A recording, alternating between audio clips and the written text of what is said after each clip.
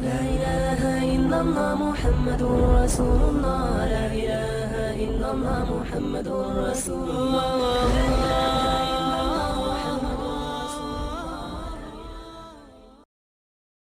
السلام عليكم ورحمة الله وبركاته إن الحمد لله والصلاة والسلام على رسول الله وعلى آله وصحبه ومن والاه فأعوذ بالله من الشيطان الرجيم بسم الله الرحمن الرحيم إن عدة الشهور عند الله 12 شهرا في كتاب الله يوم خلق السماوات والأرض منها 4 حرم ذلك الدين القيم فلا تظلموا فيهن أنفسكم وقاتلوا المشركين كافة كما يقاتلونكم كافة واعلموا أن الله مع المتقين صدق الله العظيم সমস্ত প্রশংসা আল্লাহর, যিনি আমাদেরকে সপ্তাহের শ্রেষ্ঠ দিন সৈয়দুল আইয়াম ইয়াউমুল জুমআহ, সপ্তাহের শ্রেষ্ঠ দিন জুমার দিনে সবার আগে মসজিদে সমবেত হয়ে আলোচনায় শামিল হওয়ার জন্য তৌফিক দিয়েছেন। সেজন্যে আমরা আমাদের হৃদয় নিংড়ানো সকল ভালোবাসা, আবেগ, অনুভূতিকে উজাড় করে দিয়ে কালিমাত শুকর আদায় করছি। সকলেই পড়ছি আলহামদুলিল্লাহ।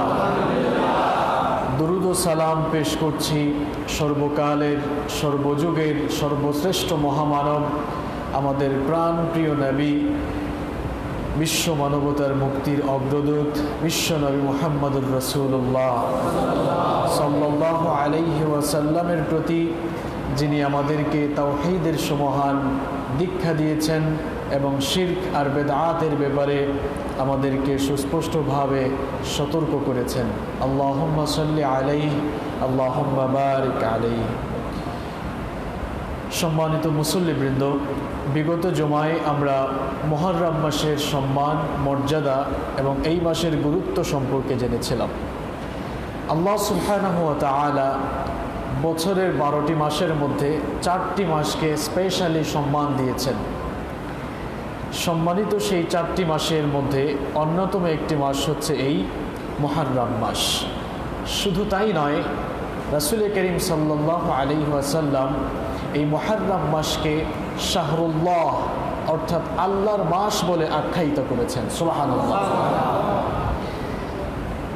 তার পাশাপাশি রমাদান মাসের সিয়ামের পরে এই মুহররম মাসের সিয়ামকে বিশ্বনবী সাল্লাল্লাহু আলাইহি ওয়াসাল্লাম সবচাইতে ফজিলতপূর্ণ বলেও আখ্যায়িত করেছেন, যেমনটি মুসলিম শরীফের হাদিসে এসেছে।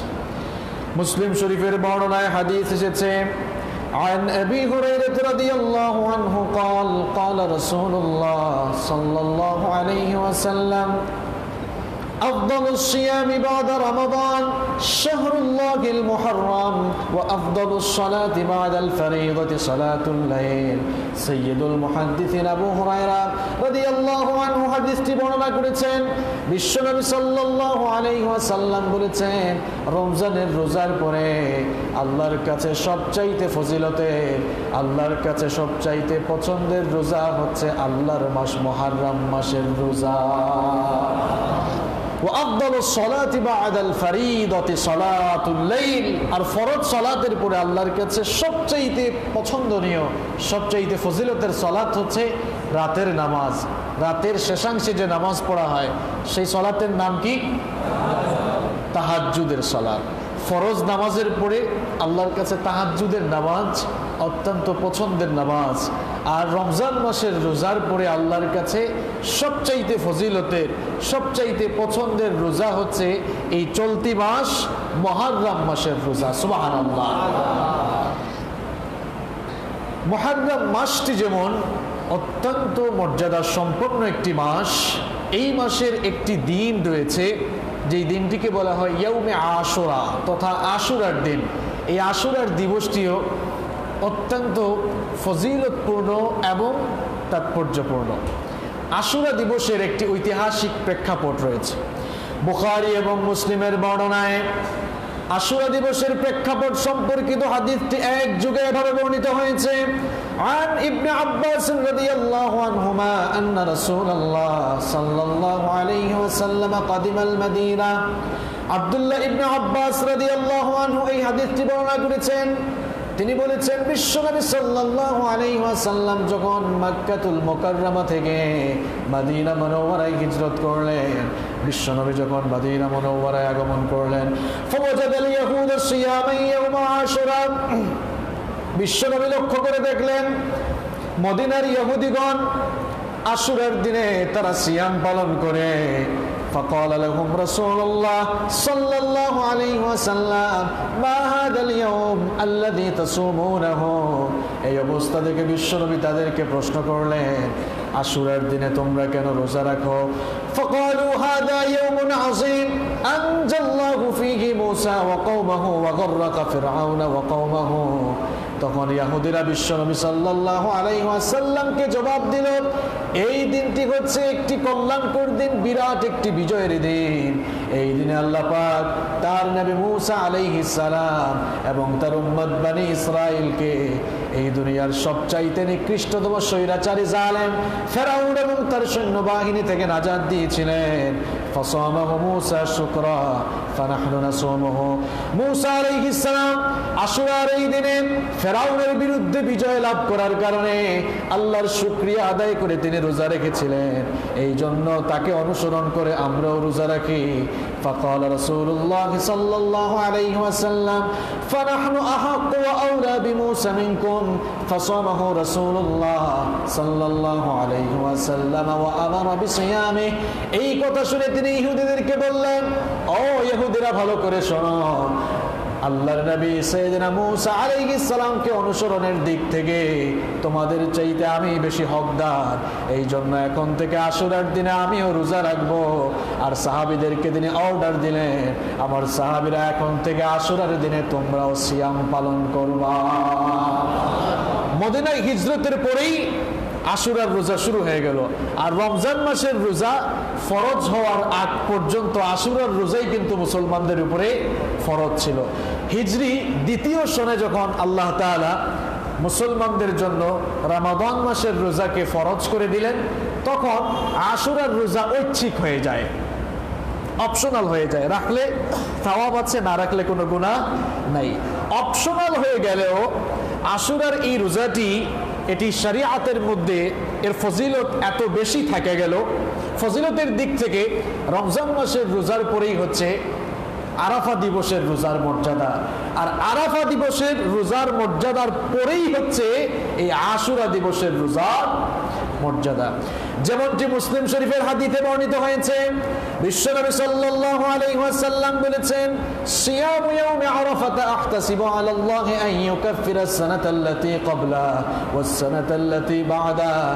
বিশ্বনবী সাল্লাল্লাহু আলাইহি ওয়াসাল্লাম বলেছেন, আমি আশা রাখি আরাফার দিবসে যারা রোজা পালন করবে আল্লাহ পাক তাদের পূর্ববর্তী বছর এবং পরবর্তী বছরের সকল সগীরা গুনাহগুলো আল্লাহ মাফ করে দিবেন।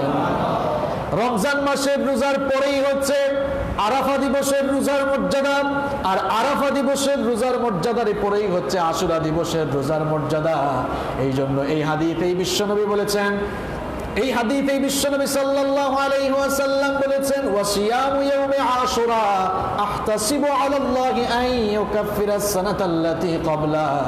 বিশ্বনবী সাল্লাল্লাহু আলাইহি ওয়াসাল্লাম বলেছেন আমি আশা রাখি যারা আশুরার দিনে অর্থাৎ মুহররম মাসের 10 তারিখ আশুরার দিনে যারা রোজা পালন করবে, আমি আশা রাখি এই একদিনের রোজা রাখার কারণে আল্লাহ পাক তার পূর্ববর্তী বছরের সগীরা গুনাহগুলোকে মাফ করে দিবে।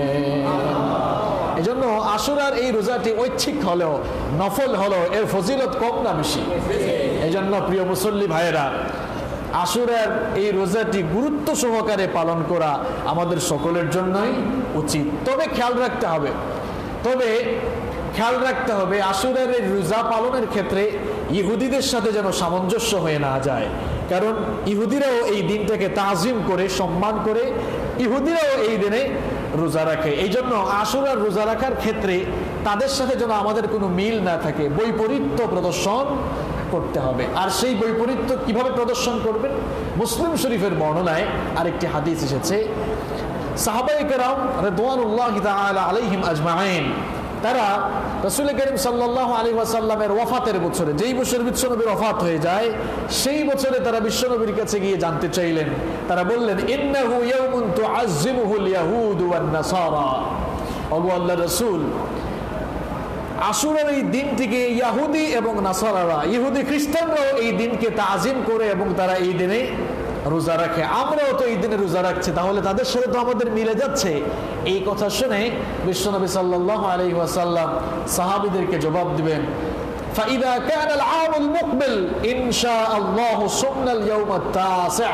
বিশ্বনবী বললেন, আমার সাহাবীরা শোনো, আল্লাহ যদি আমাকে বাঁচিয়ে রাখেন তাহলে ইনশাআল্লাহ আগামী বছর আমি আশুরার রোজার সাথে অর্থাৎ মুহররমের 10 তারিখের রোজা রাখার সাথে 9ম দিন অর্থাৎ 9 তারিখেও আমি রোজা রাখবো। বর্ণনাকারী সাহাবী ইবনে আব্বাস রাদিয়াল্লাহু আনহু বলছেন, ফালাম ইয়াতিল আমুল মুকবিল হাত্তা তুওয়াফিয়া রাসূলুল্লাহ সাল্লাল্লাহু আলাইহি ওয়াসাল্লাম।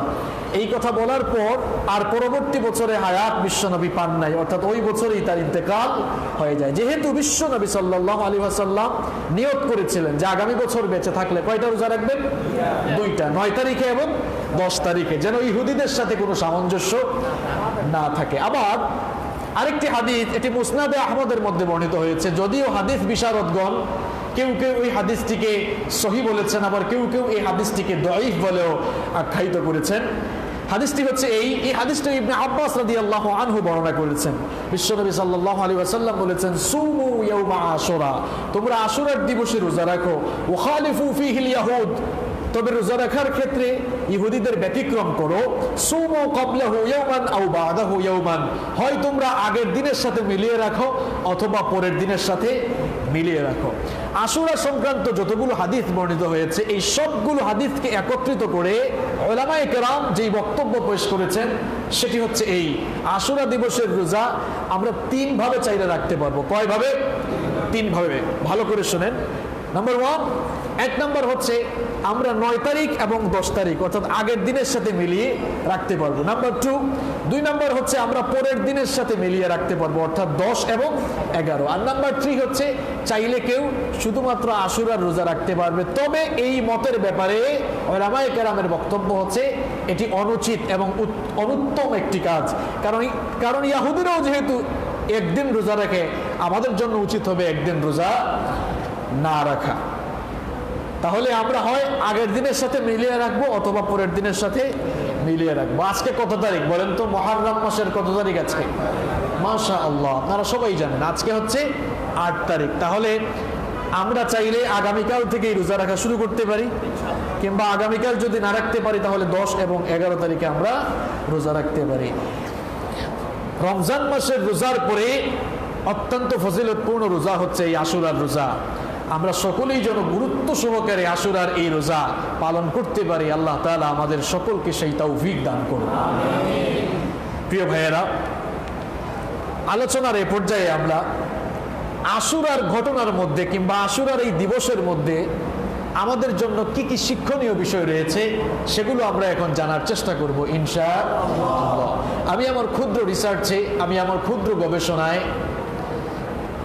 আশুরার মধ্যে লুকিয়ে থাকা 5টি শিক্ষণীয় বিষয় আমাদের জন্য খুঁজে বের করেছি, তাই এখন ধারাবাহিকভাবে আপনাদের সামনে আমি তুলে ধরবো ইনশাআল্লাহ। কয়টা শিক্ষা? ভালো করে শুনেন। আমাদের দেশে দেখবেন আপনারা, এই যে 10 তারিখ তো আসতেছে, দেখবেন সবগুলা পত্রপত্রিকায় নয়া দিগন্ত, ইত্তেফাক, প্রথম আলো নাকি কালো, জনকণ্ঠ, যত কিছু আছে সব electronic media, print media, television চ্যানেলে দেখবেন শুরু হয়ে গেছে আশুরা মানেই কারবালা, আশুরা মানেই কারবালা, আশুরা মানেই হচ্ছে ইমাম হুসাইন রাদিয়াল্লাহু আনহুর জীবনদান, কিন্তু শাহাদাত। কিন্তু এর মধ্যে যে আরো কত কিছু লুকিয়ে আছে এগুলা কেউ খুঁজে বের করার চেষ্টাও করে না। নেতারাও দেখবেন আবার সেই দিন বাণী দিবে, পত্রপত্রিকা খুললে দেখবেন নেতাদের বাণী আছে, বাণী থাকে না? বাণীও থাকে। আশুরার মধ্যে আমাদের জন্য গুরুত্বপূর্ণ 5টি শিক্ষণীয় দিক রয়েছে। নাম্বার 1, 1 নম্বর হচ্ছে আশুরার 1 নম্বর শিক্ষা হচ্ছে বিজয় আসলে কিংবা আপনার ভালো সময়গুলোতে আপনি প্রশংসা করবেন কার? শুকরিয়া জানাবেন কার? ইতিমধ্যেই আপনারা জেনেছেন যে আশুরার এই দিবস, আশুরা এটি কত তারিখে হয়? মুহররমের 10 তারিখে। আশুরার এই দিনে এই দুনিয়ার সবচাইতে নিকৃষ্টতম স্বৈরাচারী জালেম ফেরাউনের পতন হয়েছিল এবং আল্লাহর নবী সাইয়েদিনা মূসা আলাইহিস সালাম এবং তার উম্মতকে আল্লাহ তাআলা এই দিনে বিজয় দান করেছিলেন, ফেরাউনের বিরুদ্ধে বিজয় দান করেছিলেন। বিজয় দান করার কারণে মূসা আলাইহিস সালাম আর তার উম্মত বনি ইসরাইল তারা সবাই মিলে শুকরিয়া আদায় করেছিলেন কার? আল্লাহ। এখান থেকে আমাদের জন্য যে মেসেজ তা হচ্ছে এই, আমরা আমাদের বিজয়ের মুহূর্তগুলোতে, আমরা আমাদের বিজয়ের দিবসগুলোতে আমরা শুকরানা মাহফিল কিংবা শুকরিয়া আদায় করবো কার? আল্লাহ। দেখেন ইসলামিক শরিয়া আমাদেরকে শিক্ষা দিচ্ছে যে বিজয়ের দিনগুলোতে, আশুরার দিন আমাদেরকে মেসেজ দিচ্ছে, শিক্ষা দিচ্ছে বিজয়ের দিনে তোমরা আল্লাহর শুকরিয়া করো। কিন্তু কপালপুরা মুসলমান জাতি, শুধু আমাদের এই বাংলাদেশ না, বিশ্বের বিভিন্ন মুসলিম কান্ট্রিগুলোতে আপনারা দেখবেন বিজয়ের দিনে তারা গান বাজনা করে, আছে না নাই? বিজয়ের দিনে তারা গান বাজনা করে, বিভিন্ন ফাহেসা কাজ করে, অথচ উচিত ছিল বিজয় যিনি দিয়েছেন, বিজয় দান করার মালিককে, বিজয় যিনি দিয়েছেন তার শুকরিয়া আদায় করা উচিত ছিল। আশুরার প্রথম শিক্ষা হচ্ছে আপনার ভালো সময়গুলোতে, সুখের সময়গুলোতে, বিজয়ের সময়গুলোতে আপনি প্রশংসা করবেন কার? আশুরার 2 নম্বর শিক্ষা হলো এই দিবসে রোজা রাখা। এই দিবসে কি রাখা? রোজা রাখা। মূসা আলাইহিস সালামকে আল্লাহ তাআলা আশুরার দিনে ফেরাউনের বিরুদ্ধে বিজয় দিয়েছিলেন। এই পৃথিবীর সবচাইতে বড় স্বৈরাচারের নাম কি? কথা বলেন, নাকি হিটলার? না, পৃথিবীর সবচেয়ে বড় স্বৈরাচারের নাম হচ্ছে ফেরাউন। এটা আমার কথা নয়, আল্লাহ নিজেই কোরআনে বলছেন, আল্লাহ নিজেই বলছেন ফেরাউন হচ্ছে এই দুনিয়ার সবচাইতে বড় টেররিস্ট, সবচাইতে বড় সন্ত্রাসী, সবচেয়ে বড় জালেম হচ্ছে ফেরাউন। এই ফেরাউনকে যেই দিন ধ্বংস করা হয়েছিল সেই দিন হচ্ছে আশুরার দিন। আর এই জন্য মূসা আলাইহিস সালাম আল্লাহর শুকরিয়া আদায় করে রোজা রেখেছিলেন। এই জন্য আমাদের জন্য 2 নম্বর শিক্ষণীয় বিষয় হচ্ছে এই দিবসে কি করা? রোজা পালন করা। আশুরার 3 নম্বর শিক্ষা হলো ইমানি পরীক্ষা আসলে পরে আপনি যখন ইমানের পথে চলবেন, ইমানের পথে চলতে গিয়ে ইমানি পরীক্ষা আছে না নাই? ইমানের পথে চললে ইমানি পরীক্ষা আসবেই। আর ইমানি পরীক্ষাগুলোতে হতাশ হওয়া যাবে না। ইমানি পরীক্ষায় হতাশ না হওয়ার শিক্ষা আমরা আশুরা দিবস থেকে পাই। আপনারা ইতিমধ্যেই জেনেছেন যে আশুরার এই দিনে ফেরাউনের পতন হয়েছিল। আর ফেরাউন মূসা আলাইহিস সালাম আর তার উম্মতের উপরে জুলুম নির্যাতন কম করেছে নাকি বেশি করেছে? মূসা আলাইহিস সালাম আর তার উম্মত ইমানের পরীক্ষা কত বেশি দিয়েছেন। মূসা আলাইহিস সালামের উম্মতের অনেককেই শহীদ করে দেওয়া হয়েছে। পরীক্ষার পর পরীক্ষা, পরীক্ষা দিতে দিতে শেষ পর্যায়ে এমন হলো যে মিশর ত্যাগ করার অর্ডার আল্লাহ তাদেরকে দিলেন। যখন মূসা আলাইহিস সালাম তার উম্মতকে নিয়ে, গত সপ্তাহে তো ঘটনা আপনাদেরকে শুনিয়েছিলাম, মূসা আলাইহিস সালাম তার উম্মতকে নিয়ে যখন মিশর ছেড়ে চলে যাচ্ছেন, ওইদিকে পেছন দিকে আবার ফেরাউন তার সৈন্যবাহিনী নিয়ে আবার ধাওয়া শুরু করলো। ধাওয়া যখন শুরু করলো, মূসা আলাইহিস সালাম এমন জায়গায় গিয়ে হাজির হলেন তার উম্মতকে নিয়ে, সামনে হচ্ছে লোহিত সাগর, পেছনে ফেরাউনের বাহিনী। এবার সামনে এবং পেছনে বিপদ আছে না নাই? মূসা আলাইহিস সালামের উম্মত বললেন, মূসা কোথায় নিয়ে যাচ্ছে আমাদেরকে? এখন তার বাঁচার উপায় নাই, সামনে লোহিত সাগর, পেছনে ফেরাউনের বাহিনী, কে আমাদেরকে বাঁচাবে? মূসা আলাইহিস সালাম দৃঢ় চিত্তে বললেন, আল্লাহ তাআলাই আমাদেরকে বাঁচাবেন। আল্লাহ। তিনি বললেন, কাল্লা ইন্না রাব্বি মাইয়া সায়াহদিন, কখনো নয়, আমাদের রব আমাদেরকে পথ দেখাবেন, তিনিই আমাদেরকে এই বিপদ থেকে বাঁচার রাস্তা বের করে দিবেন। সুবহানাল্লাহ। রাস্তা কি আল্লাহ তাআলা বের করে দেন নাই?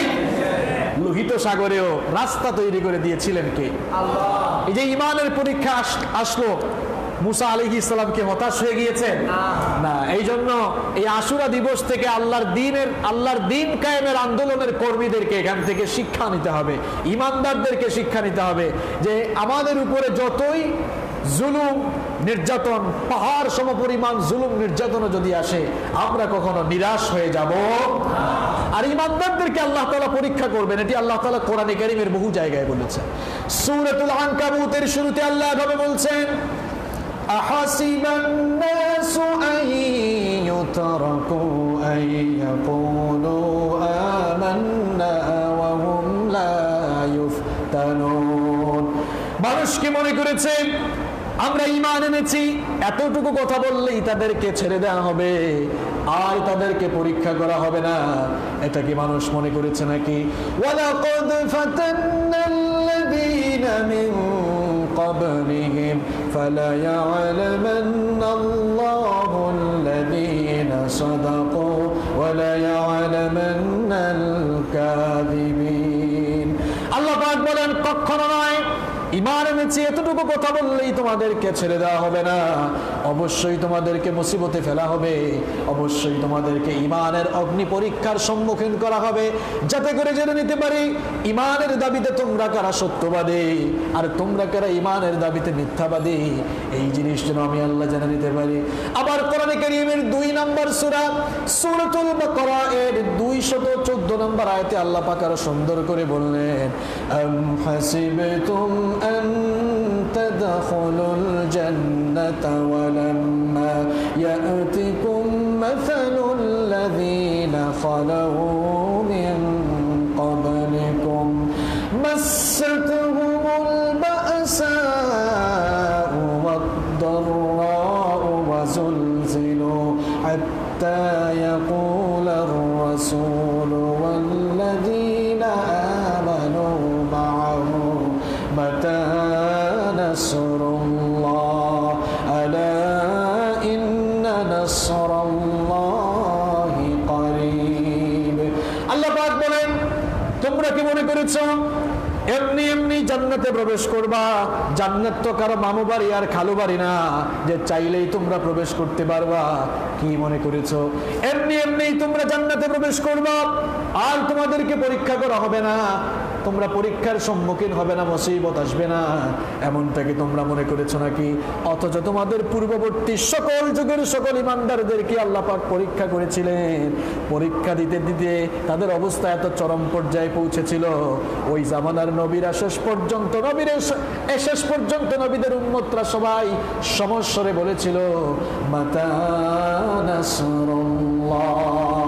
জুলুম নির্যাতনে তো চরম পর্যায়ে পৌঁছেছিল, শেষ পর্যন্ত স্বয়ং নবীরা তার উম্মতরা সমস্বরে বলেছিলেন মাতা নাসরুল্লাহ, আল্লাহ তোমার সাহায্য কখন আসবে?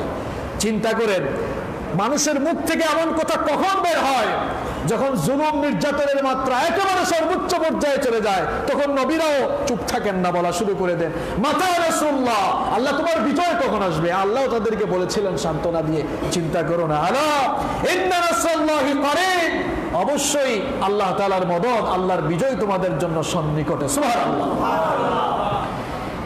পৃথিবীতে যারা ঈমানের পথে চলবে তাদের কাছ থেকেই পরীক্ষা নেওয়া হবে।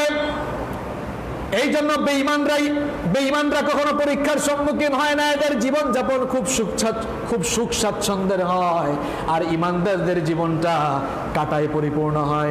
ঈমানদারদের জীবনে একটা পরীক্ষার পর আরেকটা পরীক্ষা আসে। এই পৃথিবীতে স্বয়ং আল্লাহর নবীরা সবচাইতে বেশি ঈমানের পরীক্ষা দিয়েছেন। এই পৃথিবীতে আল্লাহর নবীরা সবচাইতে বেশি পরীক্ষা দিয়েছেন। তিরমিজির বর্ণনায় হাদিস এসেছে, সাআদ বিন আবি ওয়াক্কাস রাদিয়াল্লাহু আনহু এই হাদিসটি বর্ণনা করেছেন। তিনি বলেন আমি আল্লাহর নবীর কাছে জানতে চাইলাম, আইয়ুন নাসি আশাদ্দু বালাআন, ওগো আল্লাহর নবী, মানুষদের মধ্য থেকে সবচাইতে বেশি মুসিবতে পড়েছেন কারা? সবচাইতে বেশি ঈমানে পরীক্ষা দিয়েছেন কারা? তখন বিশ্বনবী বললেন, আশাদ্দুন নাসি বালাআন বালাউল আম্বিয়া সুম্মাল আমসালু ফাল আমসাল। বিশ্বনবী বললেন, মানুষদের মধ্য থেকে সবচাইতে বেশি ঈমানের পরীক্ষা দিয়েছেন আল্লাহর নবীরা, এরপরে আল্লাহর নবীদেরকে যারা অনুসরণের দিক থেকে যারা অগ্রবর্তী তারা সবচেয়ে বেশি পরীক্ষা দিয়েছে।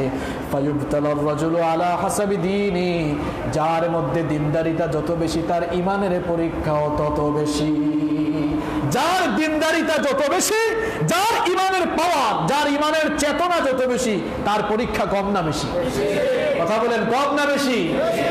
তার পরীক্ষা তত বেশি। যার দাওয়াত কবুল হয় তাকেই জেলে যেতে হয়, যার দাওয়াত কবুল হয় তাকেই ফাঁসির মঞ্চে যেতে হয়।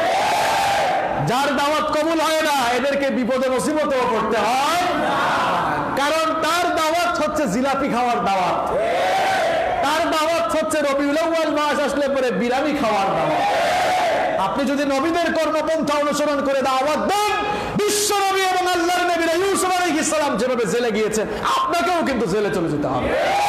আপনি যদি নবীদের পদ্ধতি অনুসরণ করে দাওয়াত দেন, এমনও হতে পারে যেভাবে অসংখ্য নবীদেরকে দুনিয়া থেকে অন্যায়ভাবে শহীদ করে দেওয়া হয়েছে, অন্যায়ভাবে হত্যা করা হয়েছে, নবীরা যেভাবে শাহাদাতের অমীয় সুধা পান করেছেন, আপনি যদি সত্যিকার অর্থেই নবীদের তরিকায় দাওয়াত দেন, তাহলে হয়তো আপনার জন্য শাহাদাত অনিবার্য হয়ে যেতে। এই যে মুসিবত আসলো মুসা আলাইহিস সালামের উপরে, তিনি কি হতাশ হয়ে গিয়েছিলেন? ফ্রাস্ট্রেট হয়ে গিয়েছিলেন? তাহলে আশুরা দিবসে শুধু হাই হাসান, হাই হুসেন, হাই হুসেন করে চিল্লাইলে হবে না। এখান থেকে আশুরা দিবস থেকে শিক্ষা নিতে হবে যে আমাদের উপরে যতই জুলুম নির্যাতন আসুক না কেন, ইমানদাররা কখনো হতাশ হয়ে যেতে পারে।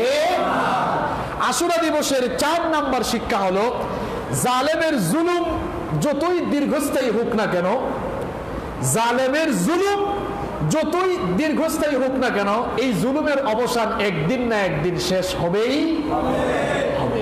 ফেরাউন মুসা আলাইহিস সালাম এবং তার উম্মতের উপরে বহু বছর ধরে জুলুম নির্যাতনের স্ট্রিম রুলার চালিয়েছিল। বলেন তো, ফেরাউনের জুলুমের সেই রশি কি চিরদিন থেকেছিল? ফেরাউনের সেই জুলুম কি একেবারে চিরস্থায়ী হয়ে গিয়েছিল? না, এই আশুরার দিনেই আল্লাহ তাআলা ফেরাউনের জুলুমের সকল অবসান ঘটিয়েছেন। আর ফেরাউন তার দলবল সহ লোহিত সাগরে আল্লাহ তাআলা এদেরকে সলিল সমাধিস্থ করে দিয়েছিলেন। সুতরাং আশুরা দিবস থেকে আমাদের জন্য একটি আশার দিক হচ্ছে, পৃথিবীর কোন জালেমের জুলুম দীর্ঘস্থায়ী বা চিরস্থায়ী হবে না ইনশাআল্লাহ। ফেরাউনের মতো জালেমকে আল্লাহ যদি দুনিয়া থেকে শেষ করতে পারেন, ফেরাউনের জুলুম এটা কি অল্প কয়েকদিনের ছিল নাকি খুব দীর্ঘস্থায়ী ছিল? তাহলে দীর্ঘস্থায়ী জুলুম যেই ফেরাউন চালিয়েছিল, সেই স্বৈর শাসক, সেই জালেম ফেরাউনকে ধ্বংস করেছেন কে? তো যেই আল্লাহ তাআলা ফেরাউনের মতো এত বড় জালেমকে ধ্বংস করেছেন, সেই আল্লাহ এখন আর নাই। থাকলেও পাওয়ার মনে হয় আর আগের মতো নাই। কি মনে হয়? আছে। হতাশ হয়ে গেলে চলবে না।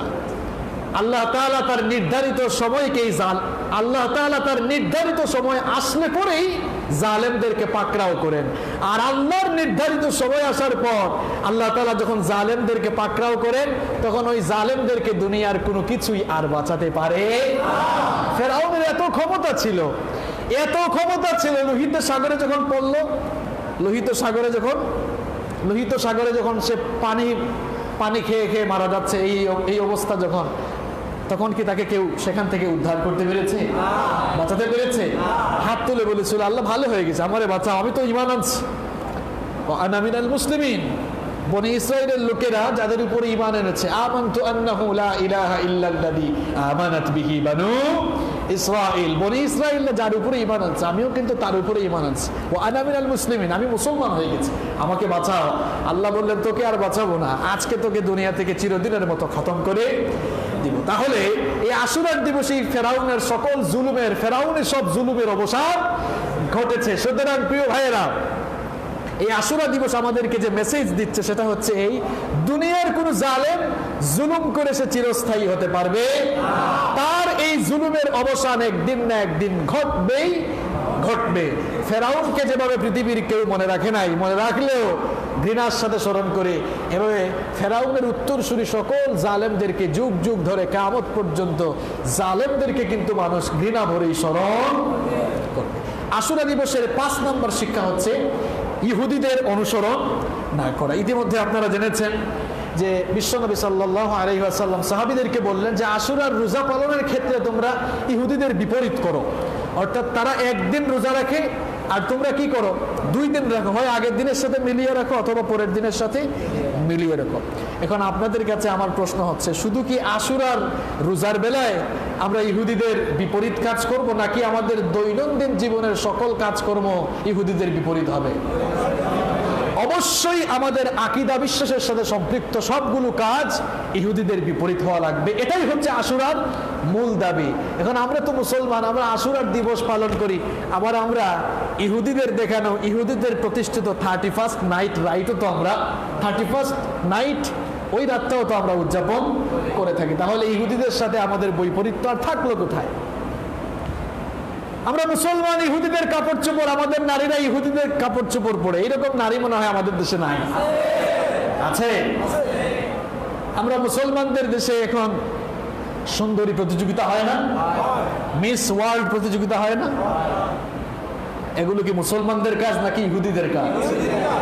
তাহলে আশুরা দিবস আমাদেরকে শিক্ষা দিচ্ছে ইহুদিদের অনুসরণ করা যাবে। আর বিশ্বনবী তো বলেছেন, মান তাশাব্বাহা বিকওমিন ফাহুয়া মিনহুম, তোমাদের মধ্যে কেউ যদি কোনো জাতির অনুসরণ করে সে আসলে তাদেরই দলভুক্ত হয়ে যায়। সম্মানিত ভাইয়েরা, তাহলে আমরা আশুরার রোজার ফজিলত এবং আশুরার রোজা কিভাবে রাখবো সেটা জানলাম। এরপরে আমরা আশুরা দিবসের 5টি শিক্ষা জানলাম। মনে আছে তো কয়টা শিক্ষা বললাম? একটু রিভাইজ দেই। 1 নম্বর বললাম যে আশুরার দিবসের প্রথম শিক্ষা হচ্ছে, আশুরা আমাদেরকে এই শিক্ষা দেয় যে বিজয়ের সময়গুলোতে শুকরিয়া জানাতে হবে কার? আশুরার 2 নম্বর শিক্ষা হচ্ছে আশুরা দিবসে সিয়াম পালন করা। আশুরার 3 নম্বর শিক্ষা হচ্ছে ইমানি পরীক্ষা আসলে পরে হতাশ হয়ে না যাওয়া। আশুরার 4 নম্বর শিক্ষা হচ্ছে সকল প্রকার জুলুমের অবসান একদিন না একদিন শেষ হবেই হবে ইনশাআল্লাহ। আর আশুরার 5 নম্বর শিক্ষা হলো ইহুদিদেরকে অনুসরণ। সম্মানিত ভাইয়েরা, আশুরার এই দিবসটি এই পৃথিবীর সবচাইতে নিকৃষ্টতম স্বৈরশাসক, পৃথিবীর সবচাইতে নিকৃষ্ট জালেম ফেরাউন, এই দিবসে তার পতন হয়েছিল এবং আল্লাহ তাআলা তার নবী মুসা আলাইহিস সালাম এবং তার উম্মতকে ফেরাউনের বিরুদ্ধে এই দিনে নাজাত দিয়েছিলেন বলে ঐতিহাসিকভাবে আশুরার এই দিনটি অত্যন্ত তাৎপর্যপূর্ণ। আশুরার এই দিনটি ঐতিহাসিকভাবে যেমন তাৎপর্যপূর্ণ, ঠিক তেমনিভাবে আশুরার এই দিনটি আবার আমরা যারা মুসলমান আমাদের জন্য এটি অত্যন্ত ট্র্যাজেডির একটি দিন, এটি অত্যন্ত বেদনাদায়ক একটি দিন। কারণ রাসূল করিম সাল্লাল্লাহু আলাইহি ওয়াসাল্লামের ওফাতের 50 বছর পর 61 হিজরির 10ই মুহররম ইরাকের কারবালা নামক স্থানে তার এই উম্মতের নিকৃষ্ট এবং নিষ্ঠুর কিছু লোকদের হাতে রাসূল করিম সাল্লাল্লাহু আলাইহি ওয়াসাল্লামের প্রিয়তম দৌহিত্র হুসাইন বিন আলী রাদিয়াল্লাহু আনহু অত্যন্ত নির্মমভাবে শাহাদাত বরণ করেন। এই জন্য আশুরার দিনটি একদিকে যেমন বিজয়ের দিন, আবার ঠিক তেমনিভাবে আশুরার এই দিনটি হচ্ছে অত্যন্ত বেদনাদায়ক একটি দিন। গত জুমায়ও আপনাদেরকে বলেছিলাম এই বিষয়টি যে বিজয়ের কোনো দিনে যদি কোনো দুর্ঘটনা ঘটে যায় তাই বলে বিজয় দিবসের কিংবা বিজয়ের দিনের মহত্ব কমে যায় না। একটা এক্সাম্পল দিয়েছিলাম, আমাদের বাংলাদেশে বিজয় দিবস কবে? যারা বললেন না তারা কি জানেন না? বর্তমান জেনারেশনের অবস্থা তো হলো এই, টেলিভিশন চ্যানেলের কল্যাণে আমরা দেখেছি বিজয় দিবস বলে 21শে ফেব্রুয়ারি আর ভাষা দিবস বলে 16ই ডিসেম্বর। উল্টা পাল্টা বলে, এরকম আছে না? উল্টা পাল্টা বলে। এখন তো জিপিএ 5ও ঠিক মতো বলতে পারে না, বলে IM GPA 5। সব জায়গায় উল্টা পাল্টা আছে না নাই? তো উল্টা পাল্টা করলে চলবে না। আমাদের দেশের বিজয় দিবস কবে? 16ই ডিসেম্বর। আচ্ছা, প্রত্যেক বছর 16ই ডিসেম্বর আসলে রাষ্ট্রীয়ভাবে আমরা বিজয় দিবস পালন করে থাকি। এখন বলেন তো, আল্লাহ তাআলা না করুন, আমরা দোয়া করি আমাদের এই দেশকে আল্লাহ সব সময় ভালো রাখুন, শান্তিতে রাখুন, বলেন আমিন। আল্লাহ না করুন 2020 সালের 16ই ডিসেম্বর, এটা উদাহরণ দেওয়ার জন্য আপনাদেরকে বলছি, আল্লাহ না করুন 2020 সালের 16ই ডিসেম্বর বিজয় দিবসের দিনে কোনো একটি ট্র্যাজেডি ঘটনা, একটি দুর্ঘটনা ঘটে গেল, তাই বলে কি 2021 সালের 16ই ডিসেম্বর আসলে পরে আগামী বছর থেকে কি আর বিজয় দিবস পালন করা হবে না? অবশ্যই পালন করা হবে। দেখা যাবে ওই দিন বিজয় দিবস পালন করা হবে, পাশাপাশি ওই দিনে যে দুর্ঘটনা ঘটেছিল তার জন্য শোক পালন করা। এখানেও এই ব্যাপারটি সেম। আশুরার দিবসটি মূলত হচ্ছে বিজয়ের দিন, কিন্তু ঘটনাক্রমে আবার এই দিনে অত্যন্ত বেদনাদায়ক একটি ঘটনা ঘটে গিয়েছে। এই জন্য এই দিনটি আমরা যারা মুসলমান, আমাদের জন্য এটি অত্যন্ত শোকের একটি দিন। সম্মানিত ভাইয়েরা, কারবালার এই ঘটনা মুসলিম উম্মার মধ্যে অনেক বিভ্রান্তি এবং বিভক্তি সৃষ্টি করেছে। কেন সৃষ্টি করেছে? কারণ কারবালার ঘটনা আমরা নির্ভরযোগ্য জায়গা থেকে জানতে পারি নাই। আমরা মীর মোশাররফ হোসেনের বিষাদ সিন্ধু থেকে কারবালার ঘটনা জেনেছি। এই জন্যই কারবালার অনেক কাহিনী আমরা মিথ্যা, বানোয়াট এবং জাল জেনেছি, যার কারণে এই কারবালার কাহিনী নিয়ে আমাদের মুসলিম সমাজে অনেক বিভক্তি দেখা যায়। মুসলিম সমাজে কারবালার এই ঘটনা নিয়ে অনেক বিভ্রান্তি দেখা যায়। কারবালার এই ঘটনাকে কেন্দ্র করে অনেক মিথ্যা, বানোয়াট এবং ভিত্তিহীন বর্ণনাও ছড়িয়ে দেওয়া হয়েছে, যার কারণেই আমরা আমাদের মুসলিম সমাজে বিভ্রান্তি এবং অনৈক্য লক্ষ্য করছি। প্রিয় ভাইয়েরা, আজকের এই আলোচনায় আমরা নির্ভরযোগ্য তথ্যসূত্রের আলোকে কারবালার প্রকৃত ঘটনা জানার চেষ্টা করব ইনশাআল্লাহ। কারবালার ঘটনা আলোচনার পূর্বে, এই কারবালার ঘটনা আলোচনার পূর্বে আমরা এর প্রেক্ষাপট, ইতিহাসটা খুব ভালো করে জেনে নিব আগে ইনশাআল্লাহ। প্রিয় ভাইয়েরা, একটু মনোযোগ দিয়ে শুনেন। রাসূল করিম সাল্লাল্লাহু আলাইহি ওয়াসাল্লামের আগমনের সময় সমগ্র বিশ্বের রাষ্ট্রীয় ব্যবস্থাপনা ছিল মূলত বংশতান্ত্রিক, গোত্রভিত্তিক শাসন ব্যবস্থা ছিল। এক একটি বংশ কিংবা এক একটি জনপদকে এক একজন শাসক পরিচালনা করতেন। এরা যখন মৃত্যুবরণ করত, দেখা যেত বংশ পরম্পরায় তাদের উত্তরাধিকাররাই আবার ওই জনপদকে কিংবা ওই গোষ্ঠীকে শাসন করছে। যখনই তাদের বংশধররা ক্ষমতা লাভ করত, তখন তাদের রাষ্ট্রের অন্যান্য ধন সম্পদের মতো রাষ্ট্রেরও মালিকানা তারা লাভ করত। শাসক নির্বাচনের কোনো ক্ষমতা জনগণের মধ্যে ছিল না, বংশ পরম্পরা এভাবে শাসক চলে আসতো। এই পৃথিবীর বুকে রাসূল করিম সাল্লাল্লাহু আলাইহি ওয়াসাল্লাম সর্বপ্রথম একটি আধুনিক জনগণতান্ত্রিক এবং পরামর্শ ভিত্তিক রাষ্ট্র ব্যবস্থা প্রবর্তন করলেন, যেই রাষ্ট্র ব্যবস্থার দুইটি বিশেষ বৈশিষ্ট্য ছিল। শুনতেছেন আপনারা? কারবালার ঘটনায় যাওয়ার আগে একটা সংক্ষিপ্ত ভূমিকা দিচ্ছি, এটা সকলের জানা দরকার। কারবালা ঘটনা ঘটার আগে কি হয়েছে এটা ভালো করে শুনেন। যখন বিশ্বনবীর আগমনের সময় কিংবা তার আগমনের পূর্বে গোটা দুনিয়ায় বংশতান্ত্রিক শাসন ব্যবস্থা চলছে, এই পৃথিবীর বুকে সর্বপ্রথম বিশ্বনবী সাল্লাল্লাহু আলাইহি ওয়াসাল্লাম একটি আধুনিক জনগণতান্ত্রিক এবং পরামর্শ ভিত্তিক রাষ্ট্র ব্যবস্থার প্রবর্তন করলেন, যেই রাষ্ট্র ব্যবস্থার দুটি বিশেষ বৈশিষ্ট্য ছিল। নাম্বার ওয়ান, এক নম্বর বৈশিষ্ট্য ছিল রাষ্ট্রের শাসক এবং জনগণের মধ্যে সম্পর্ক থাকবে সেবক এবং জনগণ হিসাবে। মালিক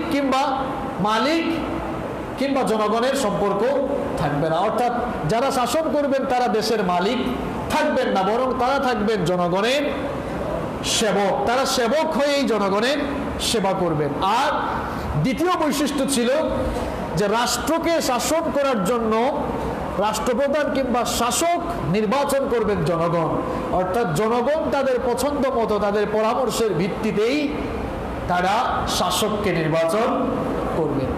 বিশ্বনবী সাল্লাল্লাহু আলাইহি ওয়াসাল্লামের প্রবর্তিত শাসন ব্যবস্থার এই দুটি বিশেষ বৈশিষ্ট্য ছিল। এই ব্যবস্থার আওতায় রাসূল করিম সাল্লাল্লাহু আলাইহি ওয়াসাল্লামের ইন্তেকালের পূর্বে তিনি কাউকে মনোনয়ন দিয়ে যান নাই, বরং মনোনয়ন না দিয়ে উম্মতকে সরাসরি নির্বাচনের মুখোমুখি রেখে যান। বিশ্বনবী সাল্লাল্লাহু আলাইহি ওয়াসাল্লাম যখন দুনিয়া থেকে বিদায় নিলেন, তখন বিশ্বনবী সাল্লাল্লাহু আলাইহি ওয়াসাল্লামের স্থলাভিষিক্ত হয়ে খেলাফতের দায়িত্ব কে পালন করবে এই নিয়ে আলোচনার জন্য সাহাবায়ে কেরাম রাদওয়ানুল্লাহি তাআলা আলাইহিম আজমাইন তারা সাকিফা নামক স্থানে একত্রিত হয়ে পরামর্শ শুরু করলেন, মিটিং শুরু করলেন। 3 দিন পর্যন্ত মিটিং চলল। 3 দিন পর্যন্ত মিটিং চললো। ইসলাম বিরোধী নাস্তিক মুরতাদরা এই ক্ষেত্রে তারা একটা কথা বলে যে মুসলমানরা এতই ক্ষমতা লিপ্সু, তারা ক্ষমতা লাভের জন্য তাদের নবীকে কবর দেয় নাই, নবীকে কবর না দিয়ে তারা 3 দিন পর্যন্ত মিটিং করেছে। ওই সকল ইসলাম বিরোধী নাস্তিক আর নাস্তিকদেরকে আমরা বলতে চাই যে মূলত ইসলামী রাষ্ট্র কিংবা ইসলামী শাসন ব্যবস্থা একদিনও শাসক ছাড়া চলতে পারে না। এই জন্যই বিশ্বনবীকে রেখেই সাহাবায়ে কেরাম পরামর্শের ভিত্তিতেই বিশ্বনবীর স্থলাভিষিক্ত হওয়া জায়গায় আবু বকর রাদিয়াল্লাহু আনহুকে খলিফা হিসাবে নির্বাচিত করেছিলেন। সাহাবায়ে কেরাম পরামর্শ এবং ঐক্যমতের ভিত্তিকে সাইয়েদনা আবু বকর রাদিয়াল্লাহু আনহুকে খেলাফতের দায়িত্ব সুপর্দ করলেন। আবু বকর রাদিয়াল্লাহু আনহু 11 হিজরি থেকে 13 হিজরি পর্যন্ত খেলাফতের দায়িত্ব পালন করলেন। আবু বকর রাদিয়াল্লাহু আনহু খেলাফতের দায়িত্বকালীন সময়ে তিনি সাহাবায়ে কেরাম এবং মজলিসে শুরার সদস্যদের সাথে পরামর্শ করে সাইয়েদনা ওমর ইবনুল খাত্তাব রাদিয়াল্লাহু আনহুকে তার পরবর্তী খলিফা হিসাবে মনোনয়ন দিয়ে যান। এরপরে আবু বকর রাদিয়াল্লাহু আনহু দুনিয়া থেকে চলে যাওয়ার পরে সাহাবায়ে কেরাম এবার পরামর্শের ভিত্তিতেই ঐক্যমতের ভিত্তিতেই ওমর ইবনুল খাত্তাব রাদিয়াল্লাহু আনহুর হাতে বায়াত সম্পন্ন করেন। ওমর ইবনুল খাত্তাব রাদিয়াল্লাহু আনহু তিনি নিজে তাকে খলিফা হিসাবে দাবি করেন নাই কিংবা জনগণের উপরে তাকে চাপিয়ে দেন নাই, বরং জনগণই তাদের পছন্দ মতো পরামর্শ এবং ঐক্যমতের ভিত্তিতেই সাইয়েদনা ওমর ইবনুল খাত্তাব রাদিয়াল্লাহু আনহুকে খলিফা নির্বাচিত করেছিলেন এবং তার হাতে বায়াত গ্রহণ করেছিলেন। সাইয়েদনা ওমর ইবনুল খাত্তাব রাদিয়াল্লাহু আনহু তিনি 23 থেকে 35 হিজরি পর্যন্ত প্রায় 12 বছর খেলাফতের দায়িত্ব একটানা পালন করেন। সম্মানিত মুসল্লিয়ানি কেরাম, ওমর রাদিয়াল্লাহু আনহু 13 হিজরি থেকে 23 বছর পর্যন্ত 13 থেকে 23 বছর পর্যন্ত এই 10 বছর তিনি খেলাফতের দায়িত্ব পালন করলেন। ওমর ইবনুল খাত্তাব রাদিয়াল্লাহু আনহু তার ইন্তেকালের আগে তিনি 6 সদস্যের একটি কমিটিকে মনোনয়ন দিয়ে যান, যাতে করে তারা জনগণের সঙ্গে পরামর্শ করে তার মৃত্যুর পরে তার ইন্তেকালের পরে তারা যেন একজন শাসক নির্বাচিত করতে পারে। অবশেষে ওমর ইবনুল খাত্তাব রাদিয়াল্লাহু আনহু এর শাহাদাতের পরে পরামর্শের ভিত্তিতেই উসমান বিন আফফান রাদিয়াল্লাহু আনহুকে খেলাফতের দায়িত্ব দেওয়া হলো। সাইয়েদনা উসমান বিন আফফান রাদিয়াল্লাহু আনহু 23 হিজরি থেকে 35 হিজরি পর্যন্ত প্রায় 12 বছর তিনি খেলাফতের দায়িত্ব পালন করলেন। সাইয়েদনা উসমান রাদিয়াল্লাহু আনহু এর শাহাদাতের পরে মদিনার নেতৃস্থানীয় ব্যক্তিবর্গ এবং সাহাবায়ে কেরাম রিদওয়ানুল্লাহি তাআলা আলাইহিম আজমাইন পরামর্শের ভিত্তিতে শেরেখুদা আলী কাররামাল্লাহু ওয়াজহাহুকে খলিফা হিসাবে মনোনীত করলেন। শেরেখুদা আলী রাদিয়াল্লাহু আনহু তিনি 35 থেকে 40 হিজরি পর্যন্ত খেলাফতের দায়িত্ব পালন করলেন। আলী রাদিয়াল্লাহু আনহু ইন্তেকালের পূর্বে তিনি তার প্রিয় ছেলে হাসান বিন আলী রাদিয়াল্লাহু আনহুকে পরবর্তী খলিফা হিসাবে মনোনয়ন দিয়ে যান। যখন আলী রাদিয়াল্লাহু আনহু ইন্তেকাল করলেন তখন হাসান রাদিয়াল্লাহু আনহু খেলাফতের দায়িত্ব গ্রহণ করলেন। হাসান রাদিয়াল্লাহু আনহু যখন খেলাফতের দায়িত্ব গ্রহণ করলেন, মুয়াবিয়া রাদিয়াল্লাহু আনহু তিনি সেটা মেনে নিলেন না। অবশেষে অবস্থা এমন হয়ে গেল যে হাসান রাদিয়াল্লাহু আনহু এবং মুয়াবিয়া রাদিয়াল্লাহু আনহুর মধ্যে সংঘাত এমন পর্যায়ে পৌঁছে গেল যে গৃহযুদ্ধ শুরু হয়ে যাওয়ার মতো অবস্থা হয়ে গেল। অবশেষে দুই পক্ষই যখন যুদ্ধে অবতীর্ণ হওয়ার অবস্থায় উপনীত হয়ে গেলেন, হাসান বিন আলী রাদিয়াল্লাহু আনহু লক্ষ্য করলেন যদি যুদ্ধের পর্যায়ে আমরা চলে যাই তাহলে মুসলমানদেরই রক্ত ঝরবে। এই জন্য তিনি যুদ্ধের পরিবর্তে তিনি খেলাফতের দায়িত্ব ছেড়ে দিলেন। খেলাফতের দায়িত্ব ছেড়ে দিয়ে মুয়াবিয়া রাদিয়াল্লাহু আনহুর কাছে খেলাফতের দায়িত্ব তিনি হস্তান্তর করলেন। এভাবে 6 মাস দায়িত্ব পালন করার পরে তিনি মুয়াবিয়া রাদিয়াল্লাহু আনহুর কাছে খেলাফতের দায়িত্ব দিয়ে দিলেন। আর এটি যেন রাসূল করিম সাল্লাল্লাহু আলাইহি ওয়াসাল্লামের সেই ভবিষ্যৎবাণীর প্রতিফলন। রাসূল করিম সাল্লাল্লাহু আলাইহি ওয়াসাল্লাম একদিন মিম্বরে দাঁড়িয়ে, মসজিদে নববীর মিম্বরে দাঁড়িয়ে খুতবা দিচ্ছেন। হাসান বিন আলী রাদিয়াল্লাহু আনহু মিম্বরের সামনে দৌড়াদৌড়ি করছেন। অনেক সময় দেখেন না মসজিদে বাচ্চারা দৌড়াদৌড়ি করে না? বিশ্বনবী সাল্লাল্লাহু আলাইহি ওয়াসাল্লাম মসজিদে নববীর মিম্বরে দাঁড়িয়ে খুতবা দিচ্ছেন। হাসান বিন আলী রাদিয়াল্লাহু আনহু দৌড়াদৌড়ি করছেন। বিশ্বনবী সাল্লাল্লাহু আলাইহি ওয়াসাল্লাম হাসান রাদিয়াল্লাহু আনহুকে লক্ষ্য করে বললেন, আমার সাহাবীরা শোনো, ইন্না ইবনাই হাদা সাইয়্যিদ, আমার এই নাতি, আমার বংশের এই সন্তান, সে একদিন বড় নেতা হবে। সুবহানাল্লাহ। ওয়ালাআল্লাহু আন ইউসলিহা বিহি বাইনা ফিআতাইন আযীমাতাইন মিনাল মুসলিমিন, আর আল্লাহ তাআলা তার মাধ্যমে মুসলমানদের বৃহৎ দুটি দলের মধ্যে মীমাংসা করে দিবেন। সুবহানাল্লাহ।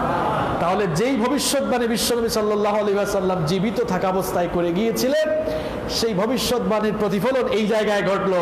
হাসান রাদিয়াল্লাহু আনহু লক্ষ্য করলেন যে যদি আমি এই গৃহযুদ্ধ না থামাই তাহলে মুসলমানদের রক্তপাত ঘটবে। এই জন্য খেলাফতের দায়িত্ব তিনি ছেড়ে দিলেন, আর খেলাফতের দায়িত্ব সন্ধি করে, চুক্তি করে তিনি মুআবিয়া রাদিয়াল্লাহু আনহুর কাছে হস্তান্তর করলেন। লক্ষ্য করেন, এবার মুআবিয়া রাদিয়াল্লাহু আনহু 20 বছর খেলাফতের দায়িত্ব পালন করলেন। 20 বছর রাষ্ট্র পরিচালনা করার পর 60 হিজরি সালে তিনি ইন্তেকাল করেন।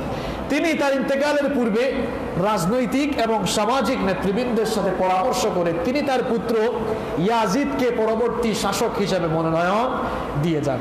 তার মৃত্যুর পরে ইয়াজিদ যখন খেলাফত দাবি করেন, তৎকালীন মুসলিম রাষ্ট্রের অধিকাংশ এলাকার মানুষই ইয়াজিদের খেলাফত মেনে নেন। কিন্তু মদিনার অনেক মানুষ, ইরাকের অনেক মানুষ, বিশেষ করে ইরাকের কুফাবাসী ইয়াজিদের খেলাফত তারা মেনে নেয় নাই। মদিনার অনেক মানুষ খেলাফত মেনে নেয় নাই। আল্লাহ রসুলের অনেক সাহাবীরাও ইয়াজিদের খেলাফত মেনে নেন নাই। তাদের মধ্যে একজন ছিলেন আল্লাহ রসুল সাল্লাল্লাহু আলাইহি ওয়াসাল্লামের প্রিয়তম দৌহিত্র হুসাইন বিন আলী রাদিয়াল্লাহু আনহু। এই খবর কুফাবাসীরা পেল, কুফার লোকেরা জানতে পারলো যে রাসূল সাল্লাল্লাহু আলাইহি ওয়াসাল্লামের প্রিয়তম দৌহিত্র হুসাইন বিন আলী রাদিয়াল্লাহু আনহু তিনি ইয়াজিদের হাতে বায়াত করেন নাই। এই কথা শোনার পর তারা হুসাইন বিন আলী রাদিয়াল্লাহু আনহুর কাছে একটার পর একটা চিঠি লিখতে থাকলো। চিঠিতে তারা লিখলো যে আমরা আপনার হাতে বায়াত গ্রহণ করতে আগ্রহী, আপনি কুফায় চলে আসেন। কুফায় আসার জন্য তারা তাকে আমন্ত্রণ জানালো। একটা আর দুইটা চিঠি নয়, তারা এক এক করে হুসাইন বিন আলী রাদিয়াল্লাহু আনহুর কাছে তারা 5 শতাধিক চিঠি পাঠিয়েছিল।